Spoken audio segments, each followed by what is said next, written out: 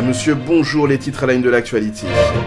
Révocation des soldats dominicains pour brutalité abusive. L'ancien Premier ministre par intérim Claude Joseph revendique la mise en retrait des 2 agents ayant commis des violences sur un migrant haïtien par la Direction générale de la migration. Je félicite la DGM de la République dominicaine qui a pris la décision, suite à ma dénonciation, d'écarter de l'institution les agents ayant maltraité un immigré haïtien, a écrit Claude Joseph sur Twitter. Dans un communiqué de presse en date du 5 mai, la Direction générale de la migration informe avoir révoqué ces agents après enquête, expliquant que ces soldats ont fait usage d'une force disproportionnée par rapport à la situation. Les obsèques de Dieudonné Lérisson seront célébrées le 7 mai 2022. La cérémonie d'obsèques de l'ancien chef de cabinet du directeur général de l'OAVCT Dieudonné Lérisson se déroulera le samedi 7 mai à l'église Notre-Dame du Perpétuel Secours. L'ex-candidat de la commune de Marigot lors des élections législatives a rendu l'âme le 27 avril dernier à l'hôpital du Canapé Vert suite à un cancer du côlon. Alberto Camara, nouvel ambassadeur du Mexique en Haïti. L'ambassadeur du Mexique en Haïti, Alberto Camara, a remis vendredi dernier sa lettre de cabinet au ministre des Affaires étrangères, Jean-Victor Généus.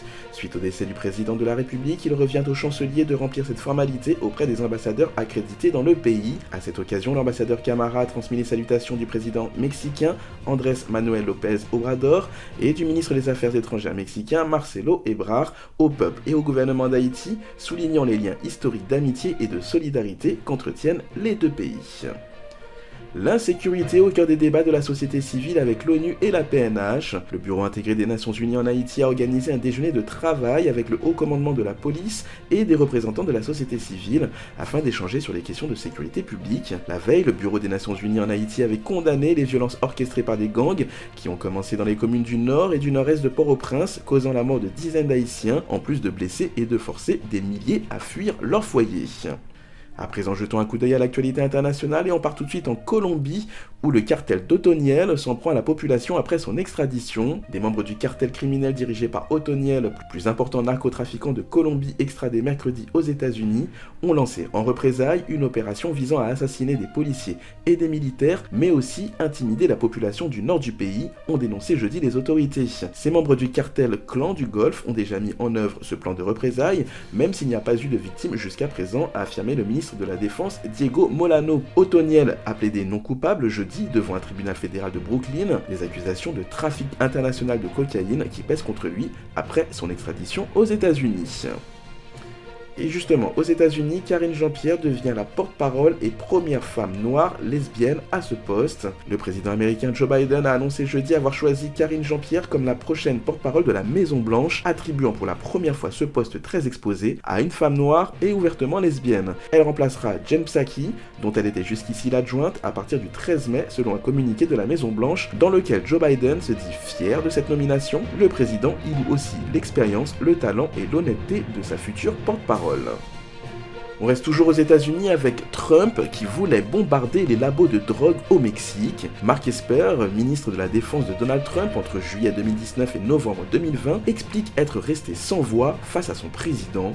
Bombarder les laboratoires de narcotrafiquants au Mexique, cette option folle a été envisagée par Donald Trump en 2020, affirme dans un livre Mark Esper, alors ministre de la Défense aux États-Unis. Selon des extraits cités par le New York Times, le président américain estimait à l'époque que les États-Unis auraient pu prétendre ne pas être à l'origine d'une telle frappe de missile sur le sol mexicain, affirme celui qui fut ministre de la Défense de Donald Trump entre juillet 2019 et novembre 2020.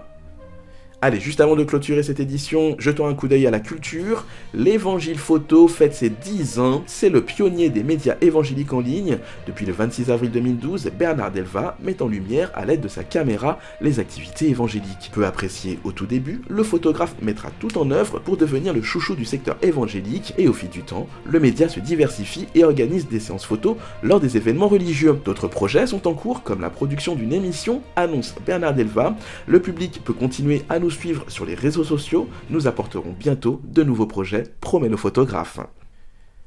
Musique, Drake signe un contrat de 400 millions de dollars avec Universal. Après que le directeur général d'Universal Music ait confirmé que Drake avait signé un nouveau contrat avec la structure, la presse américaine affirme que ce deal pourrait être d'une valeur de 400 millions de dollars. Artiste parmi les plus populaires et rémunérateurs de la planète, Drake a signé ces derniers jours donc un nouveau deal avec Universal Music et c'est le directeur général de la maison de disques, Lucian Grange, qui l'a annoncé en personne à Variety. Forcément très fier de conserver le rappeur canadien dans ses rangs, ce dernier a évoqué un un contrat très important impliquant plusieurs domaines tels que l'édition, les droits des morceaux ou encore le merchandising. Et puis enfin la boutique de luxe Chanel, braquée en pleine journée à Paris. Un braquage dans une bijouterie Chanel de Paris a été filmé par des témoins. Les malfaiteurs ont pu s'emparer de millions d'euros de bijoux avant de prendre la fuite. Ce jeudi 5 mai, vers 15h, 4 braqueurs ont été filmés à Paris en train d'effectuer leur larcin dans une boutique Chanel de la rue de la Paix, dans le 2e arrondissement, entre la place Vendôme et le ministre de la Justice. Avec une maîtrise et un sang-froid, les 4 individus armés sont repartis sur 2 motos, enfin une moto et un scooter plus précisément. Toutefois, si aucune information officielle n'a circulé sur le montant exact du butin et que certains médias l'ont tout de même estimé à plusieurs millions d'euros, certains évoquant même le chiffre de 3 millions d'euros. Allez, c'est tout pour aujourd'hui, je vous souhaite un excellent week-end, je vous donne bien entendu rendez-vous d'ici 30 minutes pour une nouvelle édition sur Juno 7.